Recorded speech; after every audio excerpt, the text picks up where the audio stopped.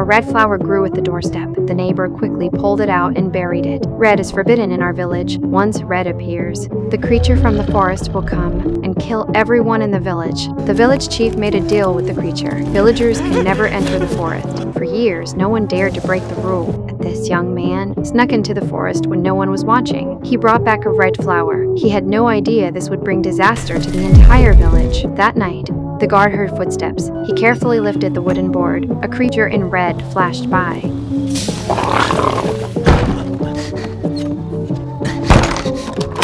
He rang the village alarm.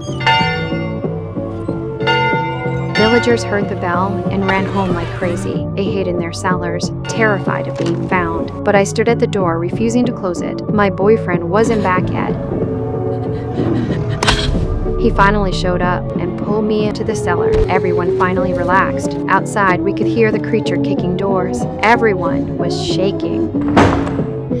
We spent the entire night in the cellar. The next morning, many doors were covered in red paint. The creature was clearly coming back. The chief called an emergency meeting. He held a feast and had villagers put on yellow robes. They threw prime pork onto the sacrifice stone outside the village, hoping to calm the creature's rage. A scream came in the deep night. Everyone rushed outside. Livestock lay dead on the grass. Everyone hurried back inside. Right then I walked outside. My boyfriend was waiting at the door. He said he'd watch over me all night to keep me safe. And that moment, I decided to marry him in a few days. We didn't know someone was watching us from the shadows. The next day, Jack knocked on my boyfriend's door. He pulled out a knife and stabbed him in the stomach. My boyfriend collapsed. I rushed to his house. He was dying. The village had poor medical care. No antibiotics at all. My boyfriend would just have to wait for death. I'm the chief's daughter. Save my boyfriend. I decided to ask my father to let me leave the village for medicine. No matter how my father tried to stop me, I insisted on going. My father couldn't bear to see me heartbroken. He finally agreed to break the rule. But before I left, my father took me to a remote storage shed.